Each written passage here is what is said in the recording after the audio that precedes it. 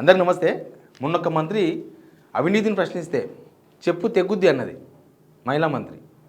ఇప్పుడు ఒక ఎమ్మెల్యే అంటున్నాడు అడ్డంగా మాట్లాడితే అడ్డంగా నరికేస్తారంట. వీళ్ళు మన ప్రజాప్రతినిధులు, మనం ఓట్లేసి గెలిపించుకున్న వాళ్ళు వీళ్ళు. మనం ఏం చేయలేం. ఆవు చీలలో మేస్తే దూడ ఎడమేస్తుంది, అది కూడా పోయి చీలలోనే మేస్తుంది, ఒడ్డు మీద ఏం మేయదు. మొన్నే రేవంత్ రెడ్డి అన్నాడు మా ఫైల్మాన్ అన్నాడు ఆ ఎమ్మెల్యేని. కథం ఫైల్మాన్ గిరి చూపనిక బయటకు వచ్చేసిండు రామగుండం ఎమ్మెల్యే. అందరూ బలహీనలే, అధికారంలో ఉన్న వాళ్ళు తప్ప మిగతా వాళ్ళంతా బలహీనలే. ప్రతిపక్షమైనా ప్రజలైనా ఎవరైనా బలహీనులే.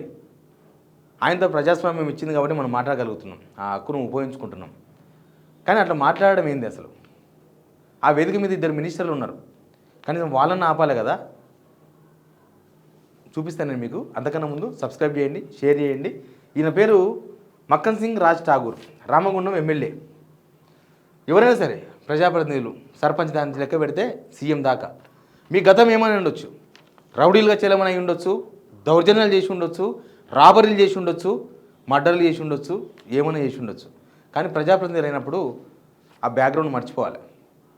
ఒక ప్రజాప్రతినిధి భాషనే మాట్లాడాలి, మీ వ్యవహారం మారాలి. కానీ ఏం మారతలేదు. ఏదో సినిమాల దాసనారాయణ సినిమాలు ఉంటుంది, ఒకప్పుడు రౌడీలు, బిజినెస్ మ్యాన్లు రౌడీలను పొంచి పోషించే వాళ్ళు, రౌడీల చేత ప్రచారం చేయించి ఎవరో రాజకీయ నాయకుడు అయ్యేవాడు. తర్వాత కాలక్రమేణా రౌడీలే ఎమ్మెల్యేలు అయ్యారు. ఆ తర్వాత కాలక్రమేణా వాళ్ళే డబ్బులు సంపాదించారు. ఆ తర్వాత వాళ్ళే ఎమ్మెల్యేలు అవుతున్నారు, వాళ్ళే మినిస్టర్లు అవుతున్నారు, వాళ్ళే ముఖ్యమంత్రులు అవుతున్నారు అని. ఒకసారి నేను ఏం మాట్లాడి వినండి. ఇక్కడ ఉండకపోవచ్చు, ఒక్క 2 గంటల్లో కుయ్యి కుయ్యి అనుకుంటా ఇక్కడ ఉన్న మీ 3 నాయకులు ఒక్క క్షణం వస్తాం. ఎవరైనా అడ్డంగా మాట్లాడితే అడ్డంగా నరుకుతాం అనే విషయం చెప్తాను. ప్రజాపాలన లైను అడ్డంగా మాట్లాడితే అడ్డంగా నరికేస్తాం. ఇది ప్రజాపాలన ట్యాగ్ లైన్ లాగా కనిపిస్తుంది. ఎందుకంటే ఎంబడే జై కాంగ్రెస్ అంటున్నారు. ఒకప్పుడు తెలంగాణ గురించి మాట్లాడితే జై తెలంగాణ అనేవాళ్ళు, ఇప్పుడు ఇట్లా మాట్లాడుతున్నారు అనమాట. వేదిక మీద నవ్వుతున్నారు 3. లక్ష్మణ్ మినిస్టర్ ఉన్నాడు, తర్వాత పెద్దపల్లి ఎమ్మెల్యే ఉన్నాడు, ఇంకొకరు శ్రీధర్ బాబు వాళ్ళ ఫాదర్ సంస్మరణ సభ సంథింగ్ ఇక్కడ రాసింది కదా జోహార్ అని.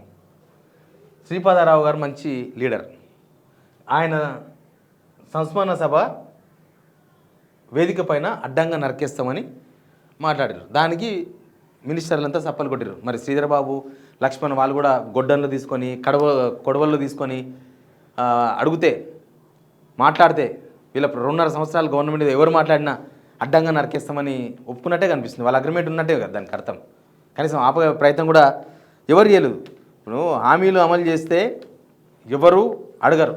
వీళ్ళు హామీలు అమలు చేస్తే ఎవరన్నా మాట్లాడారు అనుకో, 4 రోజులు మాట్లాడితే ప్రజలే నాకు బుద్ధి చెప్తారు.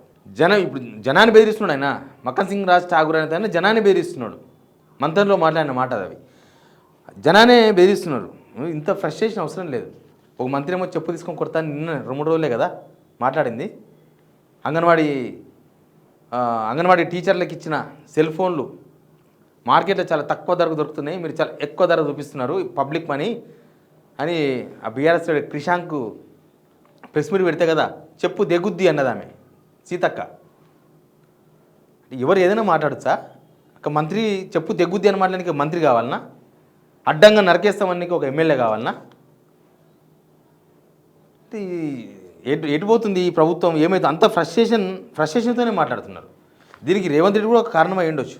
మొన్ననే అసెంబ్లీలో మా దగ్గర కూడా రాజ్ ఠాగూర్ ఉన్నాడు, కండలు తిరిగి ఉన్నాడు, ఇట్లా వదిలేస్తే మిమ్మల్ని ఒక చేతితో ఇట్లా పడేస్తాడన్నాడు. ఇంకా ముఖ్యమంత్రి అయిపోయిన తర్వాత ఇక నేను ఫైల్మానే కదా అని అనుకుంటున్నాను బహుశా ఎమ్మెల్యే గారు. అందుకే లైన్ క్రాస్ చేసి మాట్లాడుతున్నాడు కనిపిస్తుంది. వాళ్ళు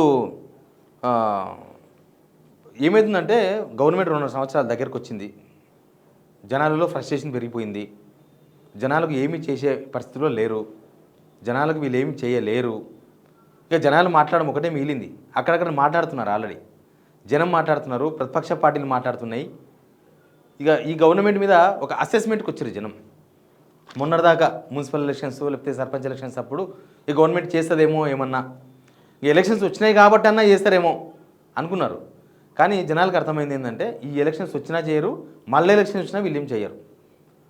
మొన్నదాకా చూద్దాం అనుకున్న వాళ్ళు అయిపోయింది గవర్నమెంట్ పని అంటున్నారు. ఇప్పుడు అయిపోయింది గవర్నమెంట్ పని. ఎందుకు? అంటే గవర్నమెంట్ ఒక ఎస్టిమేషన్ ఉంటుంది ఒక మనిషి మీద లేకపోతే గవర్నమెంట్ మీద, ఆ నమ్మకం పోయింది. కానీ నమ్మకం పోయిన తర్వాత ఇట్లాంటి ఫ్రస్ట్రేషన్లే వస్తాయి. జనం నమ్మకం కోల్పోయినప్పుడు అధికార పార్టీలో ఫ్రస్ట్రేషన్ వస్తుంది. ఆ ఫ్రస్ట్రేషన్ పీక్ స్టేజ్కి పోయింది. ఇప్పుడు పీక్ స్టేజ్, ఇంకా తట్టుకోలేము మనం. ఎంత అసహనంతో ఉంటే చెప్పుతో కొడతామంటారు, ఎంత అసహనంతో ఉంటే నరుకుతామంటారు. ప్రజాప్రతినిధులకే దొరుకుతాయా కొడవన్లు, చెప్పులు, గుడ్డన్లు? జనాల దగ్గర లేవా? మీరు ఇచ్చిన హామీలు అమలు చేయలేదు, జనం ఏమనాలి మిమ్మల్ని? ఇచ్చిన హామీలు అమలు చేయలేదు, మీరు స్కీమ్స్ అమలు చేయలేదు, డెవలప్మెంట్ లేదు, తెలంగాణ మొత్తం ఎటుపోతుందో అర్థమైతే లేదు. జనాలు ఏమనాలి మిమ్మల్ని? మీరే అడ్డంగా నరికేస్తామంటే జనాలు ఏమని మాట్లాడాలి? మీరే చెప్పులతో కొడతామంటే జనమంతా ఏం మాట్లాడాలి? సమర్థిస్తున్న మంత్రులు వేదిక మీద కూర్చొని అంటే ఒక గవర్నమెంట్ మాట్లాడుతున్నట్టుగా భావించాల్సి వస్తుంది. ఇది మక్కన్ సింగ్ రాజ్ ఠాకూర్ మాట్లాడుతున్నాడు కాదు. ఒక గవర్నమెంట్, ఇద్దరు మినిస్టర్లు ఉన్నారు అక్కడ, ఇంకొక ఎమ్మెల్యే ఉన్నాడు.